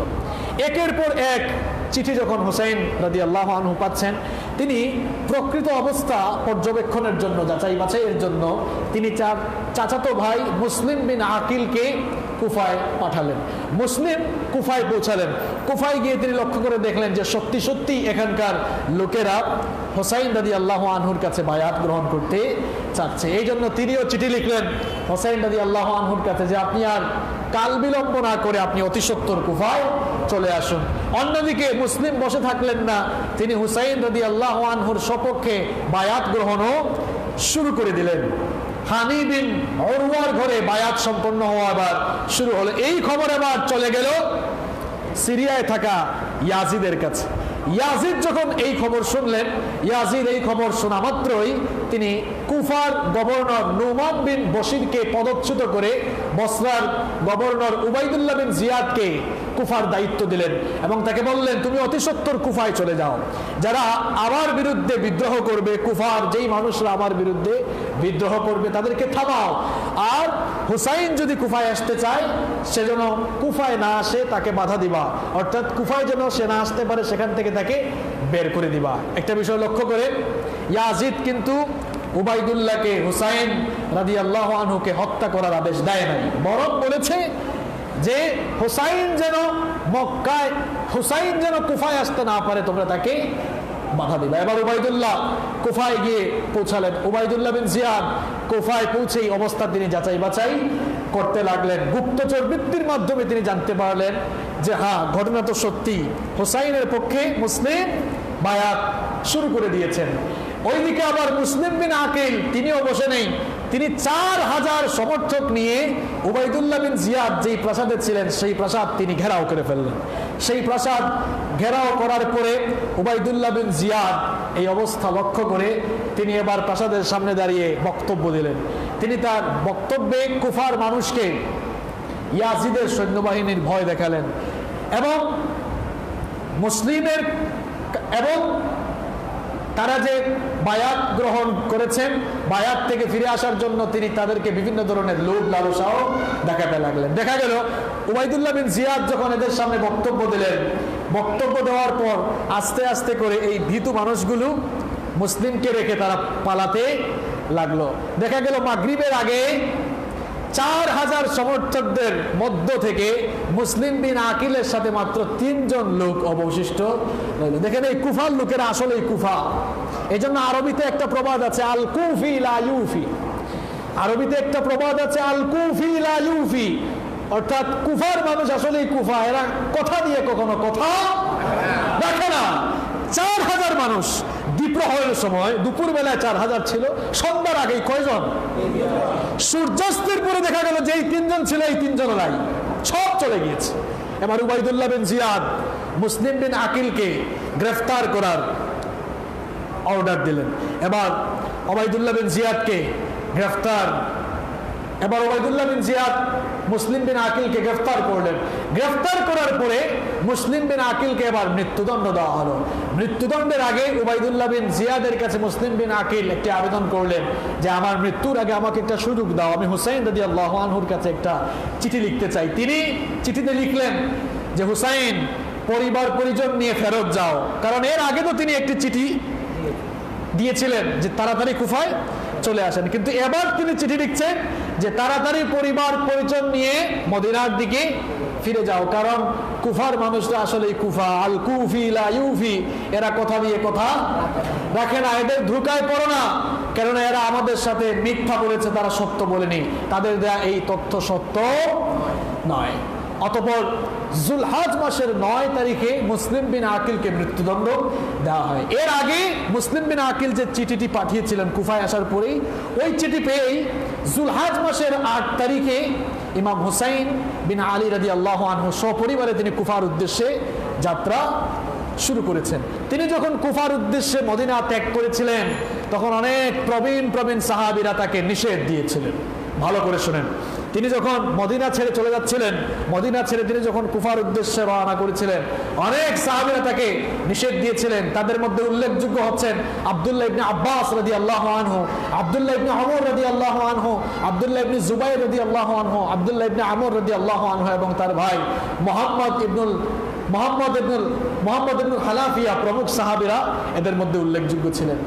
আব্দুল্লাহ ইবনে ওমর রাদিয়াল্লাহু আনহু হুসাইন রাদিয়াল্লাহু আনহুকে লক্ষ্য করে বলেছিলেন যে হে হুসাইন, আমি আপনাকে ছোট্ট একটি হাদিস শোনাবো। আপনার প্রিয় নানাজান বিশ্বনবী বলেন সাল্লাল্লাহু আলাইহি ওয়াসাল্লামের কাছে সাইয়েদনা জিবরিল এসে দুনিয়া এবং আখিরাতের মধ্য থেকে দুটি বিষয়ের মধ্য থেকে একটি বিষয় একটিকে বাছাই করার জন্য বলছিলেন। বিশ্বনবী সাল্লাল্লাহু আলাইহি ওয়াসাল্লাম দুনিয়া বাদ দিয়ে আখিরাতকেই তিনি বাছাই করে নিয়েছিলেন। তুমি তো তারই বংশধর, সুতরাং দুনিয়ার চেয়ে আখিরাতকে প্রাধান্য দেওয়াই তোমার জন্য কল্যাণকর হবে। সুতরাং কুফাবাসীদের কথা শুনে তুমি কুফায় যেও না, নিষেধ দিলেন তিনি। এরপরেও তিনি যখন তার কথা না শুনে হুসাইন রাদিয়াল্লাহু আনহু আব্দুল্লাহ ইবনে ওমর রাদিয়াল্লাহু আনহুর কথা না শুনে চলে যাচ্ছিলেন, তখন আব্দুল্লাহ ইবনে ওমর রাদিয়াল্লাহু আনহু ক্রন্দনরত অবস্থায় ছিলেন। আবার সুফিয়ান সাউরি আব্দুল্লাহ ইবনে আব্বাস রাদিয়াল্লাহু আনহু থেকে সহিহ সূত্রে বর্ণনা করছেন যে ইবনে আব্বাস রাদিয়াল্লাহু আনহু বলেছেন যে মানুষ আমাকে খারাপ বলবে, মানুষ আমাকে দোষারোপ করবে, এই ভয় যদি আমার মধ্যে না থাকতো, তাহলে অবশ্যই আমি হুসাইন রাদিয়াল্লাহু আনহুকে ঘাড় ধরে আমি আটকে রাখতাম, তাকে আমি কুফায় যেতে দিতাম না। কারণ আল কুফি লা ইউফি, কুফার মানুষ আসলে ভালো না, কুফার মানুষ আসলেই কুফা। আবার আব্দুল্লাহ ইবনে জুবাইর রাদিয়াল্লাহু আনহু হুসাইন রাদিয়াল্লাহু আনহুকে বলেছিলেন যে হুসাইন, ইলা আইনা তাযহাব, কোথায় যাচ্ছেন আপনি? এই মানুষগুলো তো তারা যারা আপনার পিতাকে হত্যা করেছিল, যারা আপনার পিতার সাথেও ধোঁকাবাজি আসলে করেছিল এবং আপনার ভাইকেও আঘাত দিয়েছিল। কোথায় যাচ্ছেন? এদিকে যাওয়া আপনার জন্য উচিত হবে না। এভাবে অনেক সাহাবেরা বারণ করেছিলেন, কিন্তু এরপরেও হুসাইন রাদিয়াল্লাহু আনহু সপরিবারে তিনি কুফার উদ্দেশ্যে যাত্রা শুরু করলেন। যাত্রা পথে মুসলিমের লেখা 2 নম্বর চিঠি তার কাছে এসে পৌঁছালো। কোন চিঠিটা? মৃত্যুর আগে যেটা তিনি লিখেছিলেন যে পরিবার পরিজন নিয়ে কোথায় ফিরে যাও? মদিনায় ফিরে যাও। এই চিঠি তিনি যখন পেলেন তখন তিনি কুফার রাস্তা চেঞ্জ করে তিনি এবার সিরিয়ার উদ্দেশ্যে যাত্রা শুরু করলেন। উদ্দেশ্য হচ্ছে সিরিয়ায় গিয়ে তিনি ইয়াজিদের সাথে দেখা করবেন। তিনি যখন সিরিয়ার উদ্দেশ্যে যাত্রা শুরু করছেন, কারবালা নামক স্থানে যাওয়ার পরেই উবাইদুল্লাহর সৈন্যরা এবার হোসাইন রাদিয়াল্লাহু আনহু এবং তার সাথে থাকা সাথীদেরকে এসে ঘিরে ফেলল। হোসাইন রাদিয়াল্লাহু আনহু যখন লক্ষ্য করলেন উবাইদুল্লাহর সেনাবাহিনী তাকে ঘিরে ফেলছে, তিনি তখন তাদেরকে বললেন যে দেখো, আমি তো এখানে তোমাদের সাথে যুদ্ধ করার জন্য আসি নাই, আমি তোমাদের সাথে যুদ্ধ করার জন্য সৈন্যবাহিনীও আসি নাই, আমি তোমাদেরকে তিনটি প্রস্তাব আমি করছি। তোমরা হয় আমাকে ইয়াজিদের কাছে যেতে দাও, কারণ তিনি জানতেন ইয়াজিদের কাছে গেলে ইয়াজিদ কখনো তাকে হত্যা করবেন না। তিনি চাচ্ছিলেন ইয়াজিদের সাথে গিয়ে ব্যাপারটি ভালো করে বোঝাপড়া করার জন্য। এক নম্বর প্রস্তাব ছিল আমাকে ইয়াজিদের সাথে দেখা করার সুযোগ দাও, ইয়াজিদের কাছে যেতে দাও। দুই নম্বর প্রস্তাব দিলেন অথবা তোমরা আমাকে মদিনায় ফেরত দিতে দাও। তিন নম্বর প্রস্তাব দিলেন অথবা তোমরা আমাকে একটা সীমান্ত এলাকায় যেতে দাও, সেখানে গিয়ে আমি বাকি জীবন কাফেরদের সাথে জিহাদ করে আমি আমার বাকি জীবন কাটিয়ে দিব। উবাইদুল্লাহ বিন জিয়াদ প্রথমে এই প্রস্তাবকে প্রায় মেনে নেওয়ার উপক্রম হয়ে যাচ্ছিল এমন অবস্থা, কিন্তু তার সৈন্যবাহিনীতে থাকা এক নিকৃষ্ট লোক যার নাম ছিল শিমার বিন জুলজাওশান, সে তখন উবাইদুল্লাহকে প্ররোচিত করলো। উবাইদুল্লাহকে বলল, উবাইদুল্লাহ, হাতের কাছে এত বড় সুযোগ পাইয়া এই সুযোগকে তো মিস করা উচিত হবে না, নতুবা ডিমোশন হবে। যদি প্রমোশন চাও তাহলে সুযোগকে কাজে লাগাও। এবার উবাইদুল্লাহ বিন জিয়াদ শিমার বিন জুলজাওশান এর কথায় প্ররোচিত হয় অর্ডার করলো হুসাইন রাদিয়াল্লাহু আনহু এবং তার সাথে থাকা সকল সাথীদেরকে হত্যা করে ফেলার অর্ডার সে দিল। আশুরার দিন সকাল থেকেই উবাইদুল্লাহর বাহিনী হুসাইন রাদিয়াল্লাহু আনহু এর সাথীদের উপরে এবার আক্রমণ চালাতে শুরু করলো। এমনকি অবস্থা এমন হয়ে গেল যে পার্শ্ববর্তী নদী থেকে পানি গ্রহণেও তারা তাদেরকে বাধা দিতে শুরু করলো। সৈন্য সংখ্যার দিক থেকে হুসাইনের সাথী ও ইয়াজিদের সৈনিকদের মধ্যে একটা বিরাট ব্যবধান ছিল, যার কারণে দেখা গেল যে ইয়াজিদের বাহিনী অর্থাৎ উবাইদুল্লাহর সৈন্যবাহিনী যখন আক্রমণ করলো তখন হুসাইন রাদিয়াল্লাহু আনহুর সাথে থাকা সকল সাথীরাই এক এক করে শাহাদাত বরণ করলেন। শেষ পর্যন্ত হুসাইন বিন আলী রাদিয়াল্লাহু আনহু তিনি সিংহ শাবকের মতো শেষ নিঃশ্বাস পর্যন্ত তিনি বীরত্বের সাথে লড়াই করলেন। লড়াই করতে করতে তিনিও এক সময় শাহাদাতের অমীয় সুধা পান করলেন। ওই নিকৃষ্ট লোকটাই শিমার বিন জুলজাওশান, সে একটা বর্ষা দিয়ে হুসাইন রাদিয়াল্লাহু আনহুকে আঘাত করলো। তারপরে তারা তাকে ঘিরে ফেললো এবং অত্যন্ত নির্মমভাবে তারা হুসাইন রাদিয়াল্লাহু আনহুকে কারবালার প্রান্তরে শহীদ করে ফেললো। কোনো বর্ণনায় পাওয়া যায় এই নিকৃষ্ট এবং নিষ্ঠুর লোকটাই শিমার বিন জুলজাওশান হুসাইন রাদিয়াল্লাহু আনহুকে হত্যা করার পর তার দেহ মোবারক থেকে মাথাকে বিচ্ছিন্ন করে ফেললো, মাথাটা কেটে ফেললো। মাথাটা কেটে ফেলার পর উবাইদুল্লাহর সামনে মাথাটা রাখা হলো। এবার উবাইদুল্লাহ সেই মাথাকে একটা থালার মধ্যে, ফাতহুল বারির মধ্যে এটি বর্ণিত হয়েছে, ফাতহুল বারির মধ্যে এটি বর্ণিত হয়েছে। উবাইদুল্লাহ এবার মাথা মুবারককে, হুসাইন রাদিয়াল্লাহু আনহুর মাথা মুবারককে একটি থালার উপরে রাখলো। একটি থালার মধ্যে রেখে একটি কাঠি নিল, কাঠি হাতে নিয়ে এবার নাকের ভেতর দিয়ে কাঠিটা ঢুকিয়ে মস্তককে নড়াচড়া করা শুরু করলো। বিশ্বনবীর সাহাবী আনাস রাদিয়াল্লাহু আনহু সেখানে উপস্থিত ছিলেন। ব্যাপারটি তিনি বরদাস্ত করলেন না। তিনি এই অবস্থা দেখে বললেন, তিনি উবাইদুল্লাহকে ধমক দিলেন, উবাইদুল্লাহ যা করেছো এতক্ষণ কিচ্ছু বলে নাই, থামো না। তুমি কাঠের যেই টুকরাটি দিয়ে যার মাথায় তুমি আঘাত করছো, আমি আনাস দেখেছি বিশ্বনবী সাল্লাল্লাহু আলাইহি ওয়াসাল্লাম ওই জায়গাগুলোতে তাকে চুমু দিয়েছেন। আল্লাহু আকবার, কি করছো তুমি? এইভাবে করে হুসাইন রাদিয়াল্লাহু আনহুকে কারবালার প্রান্তরে নির্মমভাবে শহীদ করে দেওয়া হলো। সম্মানিত ভাইয়েরা, এই হচ্ছে মোটামুটি কারবালার প্রকৃত ঘটনা। কারবালার এই ঘটনাকে কেন্দ্র করে এবার মুসলমানদের সমাজে অনেক বিভ্রান্তি আর বিভক্তির পয়দা হয়েছে। এক শ্রেণীর লোকেরা তারা এই কারবালার ঘটনার পরে মুয়াবিয়া রাদিয়াল্লাহু আনহুকে দোষারোপ করেন। তারা বলেন যে মুয়াবিয়া রাদিয়াল্লাহু আনহু তিনি তার ছেলেকে মনোনয়ন দেওয়ার মাধ্যমে তিনি মূলত রাজতন্ত্র কিংবা বংশতান্ত্রিক শাসন ব্যবস্থার প্রবর্তন করেছেন। আমি আলোচনার শুরুতে একটা ভূমিকা দিয়েছিলাম, মনে আছে আপনাদের? ভূমিকাটা দিয়েছিলাম এরকম যে ইসলামী রাষ্ট্র ব্যবস্থায় কোনো শাসক চাইলে জনগণের সাথে পরামর্শ করে পরবর্তী শাসককে মনোনয়ন দিয়ে যেতে পারেন, অথবা তিনি চাইলে মনোনয়ন না দিয়ে সরাসরি মানুষকে নির্বাচনের সম্মুখীন চাইলে তিনি করে যেতে পারেন। সুতরাং মুয়াবিয়া রাদিয়াল্লাহু আনহু ইসলামী শাসন ব্যবস্থার বিপরীত কিছু করেন নাই। তিনি সামাজিক এবং রাজনৈতিক ব্যক্তিবর্গের সঙ্গে পরামর্শ করেই ইয়াজিদকে মনোনয়ন দিয়ে গিয়েছিলেন। এবং আমরা যদি নির্ভরযোগ্য ইতিহাসের যত গ্রন্থ আছে সেগুলো তালাশ করি, তাহলে আমরা দেখব যে সেই সময়ের ম্যাক্সিমাম মানুষই ইয়াজিদের বায়াত কবুল করেছিলেন। বিশেষ করে মদিনা এবং ইরাকের অনেক মানুষ সেটা মেনে নেন নাই। আবার অনেকে এই ঘটনাকে কেন্দ্র করে সাহাবায়ে কেরাম রাদিয়াল্লাহু তাআলা আলাইহিম আজমাইনকে গালিগালাজ করেন।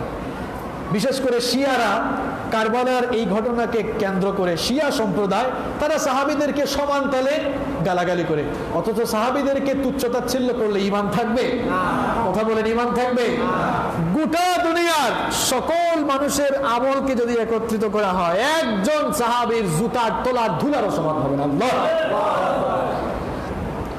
ইয়াজিদের কুকর্মের কারণে তো মুয়াবিয়া রাদিয়াল্লাহু আনহু দায়ী হতে পারে না, ইয়াজিদের কুকর্মের জন্য ইয়াজিদি দায়ী। আবার অনেকে হুসাইন বিন আলী রাদিয়াল্লাহু আনহুকে ক্ষমতালোভী বলেছেন, নাউযু বিল্লাহি মিন যালিক। মুসলমানদের মধ্যেই একটি গ্রুপ আছে, তারা বলে, একটি সম্প্রদায় আছে, একটি ফিরকা আছে, তারা বলে যে হুসাইন রাদিয়াল্লাহু আনহু ক্ষমতার লোভ সামলাতে পারেন নাই। তিনি ইয়াজিদ যখন শাসক হয়ে গেলেন তখন তার এটা খারাপ লাগলো, ক্ষমতার লোভ সামলাতে না পেরে তিনি এবার কুফার উদ্দেশ্যে যাত্রা শুরু করেছিলেন, যে কুফার সবাইকে একত্রিত করে তিনি শাসন ক্ষমতা হাসিল করবেন। মূলত উদ্দেশ্য এটা ছিল না, বরং ইতিহাসের গ্রন্থগুলো আমরা যদি তালাশ করি, নির্ভরযোগ্য ইতিহাসের গ্রন্থগুলো তালাশ করলে দেখা যাবে যে ইমাম হুসাইন রাদিয়াল্লাহু আনহু ইয়াজিদের খেলাফত মেনে না নেওয়ার কারণ ছিল ভিন্ন। কারণটি ছিল এই, কোন কোন রেওয়ায়েতে পাওয়া যায় যে ইয়াজিদের চারিত্রিক কিছু সমস্যা ছিল। তিনি মদ পান করতেন, তিনি ফাহেসা কাজ করতেন, ফিস্ক ফুজ্জারের সাথে তিনি জড়িত ছিলেন। এই জন্য ইমাম হুসাইন রাদিয়াল্লাহু আনহু তাকে তিনি শাসক হিসাবে মেনে নিতে পারেন নাই। আবার অনেক সাহাবীরাও এই কারণে তাকে মেনে নিতে পারেন নাই। এটি ছিল মূলত মূল কারণ। আবার হুসাইন রাদিয়াল্লাহু আনহু ইয়াজিদের হাতে বায়াত না করার আরেকটি কারণ রয়েছে। কারণটি হচ্ছে এই, হুসাইন রাদিয়াল্লাহু আনহু ছিলেন ইয়াজিদের চেয়ে 21 বছরের বড়। কত বছরের বড়? 21 বছরের বড়। সেই সময়ে আবার অনেক প্রবীণ সাহাবীরা জীবিত ছিলেন। হুসাইন রাদিয়াল্লাহু আনহু চিন্তা করলেন, এত প্রবীণ সাহাবীরা বেঁচে থাকতে ইয়াজিদের হাতে বায়াত গ্রহণ করাটা মোটেই সমীচীন হবে না, বরং এটা এক ধরনের বেয়াদবি। তিনি তার ব্যক্তিগত কারণে ইয়াজিদের হাতে বায়াত গ্রহণ করেন নাই। প্রিয় ভাইয়েরা, এই জন্য কারবালার এই ঘটনাকে কেন্দ্র করে বেশি বাড়াবাড়ি করা যাবে না। আবার ছাড়াছাড়ি করতে করতে ইয়াজিদের পক্ষেও সাফাই গাওয়া যাবে না। কেউ কেউ আবার ইতিহাসের বিভিন্ন সূত্র এনে বলেন যে ইয়াজিদ তো হত্যা করতে চায় নাই, বরং ইয়াজিদের সামনে যখন হুসাইন রাদিয়াল্লাহু আনহুর মস্তক গেল তখন ইয়াজিদ মেকি কান্না করেছিল, আফসোস করেছিল যে আমি তো তাকে হত্যা করতে আদেশ দেই নাই। যদি তাই হতো তাহলে হুসাইন রাদিয়াল্লাহু আনহুর হত্যাকাণ্ডের সাথে যারা জড়িত তাদের বিরুদ্ধে ইয়াজিদ ব্যবস্থা কেন নেয় নাই, সেই একটা প্রশ্ন কিন্তু এখানে থেকেই যায়, ঠিক কিনা? সে কিন্তু কারো বিরুদ্ধে ব্যবস্থা নেয় নাই। প্রিয় ভাইয়েরা, এই কারবালার ঘটনা থেকে আমাদের জন্য দুটি শিক্ষা খুঁজে নিতে হবে। কারবালার ঘটনায় আমাদের জন্য দুটি শিক্ষা রয়েছে। কয়টা শিক্ষা? এই দুটি শিক্ষা বলি আমরা আজকের আলোচনা শেষ করবো ইনশাআল্লাহ। আমাদের দেশে দেখবেন আপনারা, এক শ্রেণীর মানুষরা মুহররম মাস শুরু হইতে না হইতেই হাই হুসেন বলে তারা শোক শুরু করে, মাতম শুরু করে, এবং মুহররম এবং আশুরা দিবস আসতে পরে তারা তাজিয়া বা শোক মিছিল, শোক র্যালি তারা বের করে। হাই হুসেন বলে মাতম করার নাম আসলে হুসাইন প্রেম কিংবা হুসাইনি।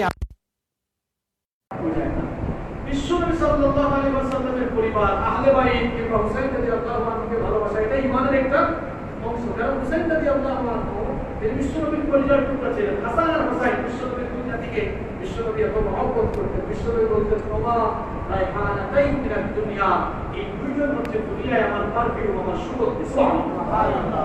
আমার মুসনাদে আহমদ একটি হাদিস আছে, আবু হুরায়রা রাদিয়াল্লাহু আনহু এই হাদিসটি বর্ণনা করেছেন। তিনি বলছেন খারাজা আলাইনা রাসূলুল্লাহ সাল্লাল্লাহু আলাইহি ওয়াসাল্লাম ওয়া মাআহু হাসান ওয়া হুসাইন।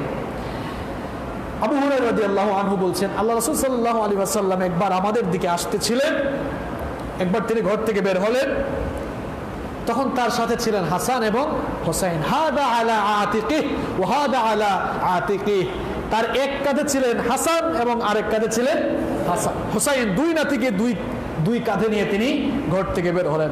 ওয়া হুয়া ইয়ালতিমু হাদা মাররাতান ওয়া হাদা মাররাতান উখরা, তিনি একবার হাসানকে চুমু দেন, আরেকবার তিনি হুসাইনকে চুমু দেন। হাত্তা ইনতাহা ইলাইনা, এই অবস্থায় তিনি আমাদের কাছে আসলেন। আবু হুরায়রা রাদিয়াল্লাহু আনহু বলছেন এই অবস্থায় আমাদের কাছে রাসূল সাল্লাল্লাহু আলাইহি ওয়াসাল্লাম আসলেন। আসার পরে এক লোক বিশ্বনবীকে প্রশ্ন করলো ইন্নাকা তুহিব্বুহুমা, হে আল্লাহর রাসূল পড়েন সাল্লাল্লাহু আলাইহি ওয়াসাল্লাম এই দুইজনকে আপনি মনে হয় খুব ভালোবাসেন।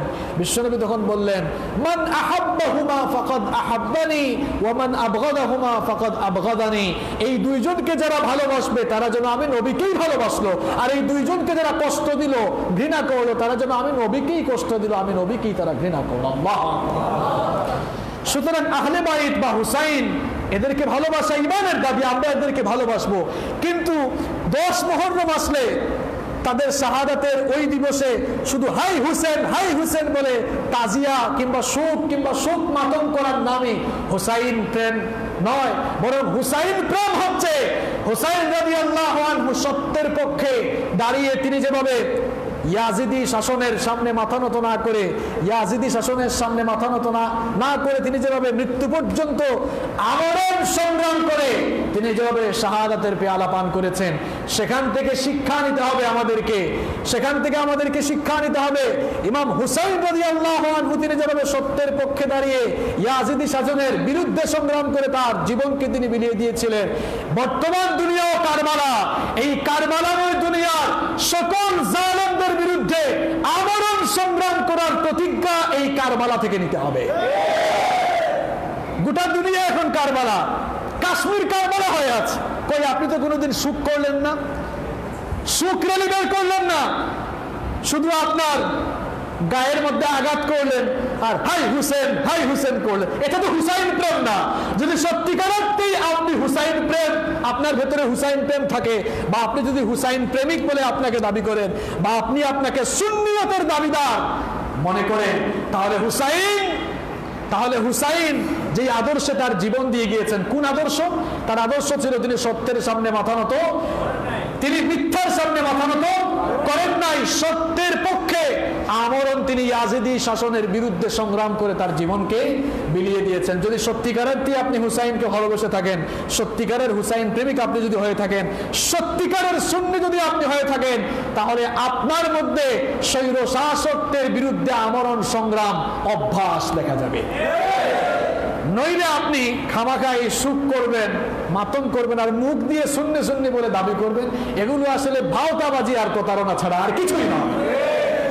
কারবালার প্রথম শিক্ষা হচ্ছে ইয়াজিদি শাসনের বিরুদ্ধে আমরণ সংগ্রাম করার প্রতিজ্ঞাবদ্ধ হওয়া। কারবালার 2 নম্বর শিক্ষা হচ্ছে যে যেমন কর্ম করবে সে তেমন ফল পাবে। দেখেন কারবালার ঘটনায়, আশুরার এই দিনে হুসাইন রাদিয়াল্লাহু আনহু শাহাদাত বরণ করে তিনি কিন্তু পরাজিত হন নাই, বরং শাহাদাত লাভ করার মাধ্যমে তিনি সত্যকে সমুন্নত করে রেখেছেন এবং শাহাদাতের অমীয় সুধা পান করে তিনি জান্নাতের সুউচ্চ মাকামে চলে গিয়েছেন। সুবহানাল্লাহ।